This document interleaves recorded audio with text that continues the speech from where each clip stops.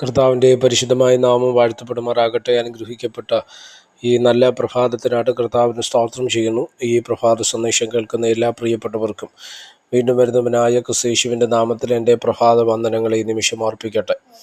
62-ാം സങ്കീർത്തനം അതിൻ്റെ 8-ാമത് വാക്യം. ജനമേ, എല്ലാ കാലത്തും അവനിൽ ആശ്രയിക്കുവിൻ, നിങ്ങളുടെ ഹൃദയം അവൻ്റെ മുൻപിൽ പകരുവിൻ, ദൈവം നമുക്ക് സങ്കേതമാകുന്നു. ഈ വാക്യങ്ങൾക്കായിട്ട് ദൈവത്തിന് സ്തോത്രം ചെയ്യുകയാണ്.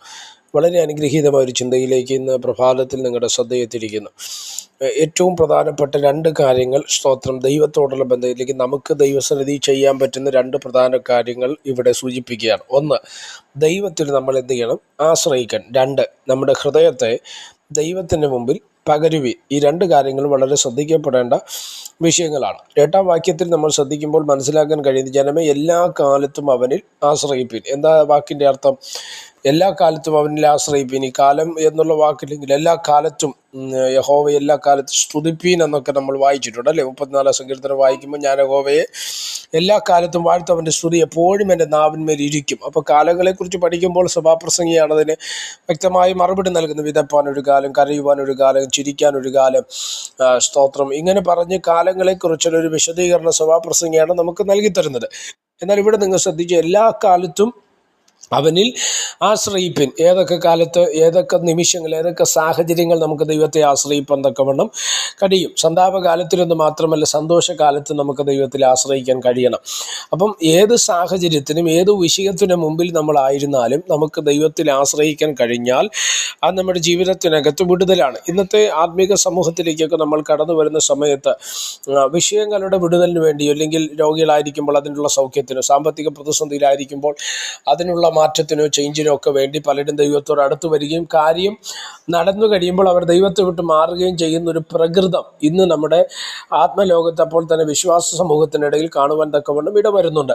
എന്നാൽ ഇവിടെ നിങ്ങൾ ശ്രദ്ധിച്ച കർത്താവിൻ്റെ വചനം എന്താ പറയുന്നത്? എല്ലാ കാലത്തും നമ്മൾ ഏത് സാഹചര്യം, അത് ഉയർച്ചയിലാകട്ടെ, താഴ്ചയിലാകട്ടെ, ഘട്ടത്തിലാകട്ടെ, നന്മയിലാകട്ടെ, തിന്മയിലാകട്ടെ, ഏത് സാഹചര്യത്തിലും നമുക്ക് ദൈവത്തെ എന്ത് ചെയ്യാൻ കഴിയണം? സ്തുതിക്കാൻ കഴിഞ്ഞാൽ അത് നമ്മുടെ ജീവിതത്തിനകത്ത് അനുഗ്രഹവും നന്മയുമായി മാറുവാനിടയാകും. 2-ാമത്തെ കാര്യം പറയുന്നത്, നിങ്ങളുടെ ഹൃദയം അവൻ്റെ മുൻപിൽ പകരുവിൻ. അപ്പോൾ ദൈവത്തിൻ്റെ മുൻപിലേക്ക് നമ്മുടെ ഹൃദയത്തെ പകരുവാൻ പറയുമ്പോൾ എന്താ അതിൻ്റെ അർത്ഥം? ശമൂവേൽ പ്രവാചകന്റെ പുസ്തകം നമ്മൾ പഠിക്കുന്ന സമയത്ത് ശമൂവേൽ എന്ന ബാലൻ്റെ ജനനത്തിനു വേണ്ടി ഹന്ന എന്ന സ്ത്രീ ദൈവസേനയിൽ കരഞ്ഞൊരു ഭാഗം നമുക്കറിയാം. പുരോഹിതന് പോലും മനസ്സിലാക്കാൻ കഴിയാതിരുന്ന സാഹചര്യത്തിനകത്ത് അവൾ പറഞ്ഞ്, എൻ്റെ ഹൃദയത്തെ ഞാൻ ദൈവസന്നിധിയിൽ പകരുകയാണ്. എന്തായിരുന്നു അവളുടെ ഹൃദയത്തിനകത്തുള്ള സബ്ജക്റ്റ്? അല്ല, അവൾക്കൊരു തലമുറയെ ലഭ്യമാകുക എന്നുള്ളതായിരുന്നു അവളുടെ മുൻപിൽ വെളിപ്പെട്ട വിഷയം എന്ന് പറയുന്നത്. അടുത്ത പറയുന്ന 3-ാമത്തെ പറയുന്നൊരു കാര്യമാണ്, എന്തുകൊണ്ട് നമ്മൾ ഹൃദയത്തെ പകരാൻ പറയുന്നു, എന്തുകൊണ്ട് ദൈവത്തിൽ ആശ്രയിക്കാൻ നമ്മൾ പറയുന്നെന്ന് ചോദിച്ചാൽ ഒറ്റ കാരണമേ ഉള്ളൂ: ദൈവം നമുക്ക് സങ്കേതമാണ്. സ്തോത്രം. അപ്പോൾ മാനുഷിക സങ്കേതങ്ങളോ മാനുഷിക ആശ്രയങ്ങളോ പലപ്പോഴും നിഷ്ഫലമായി പോകാറുണ്ട്.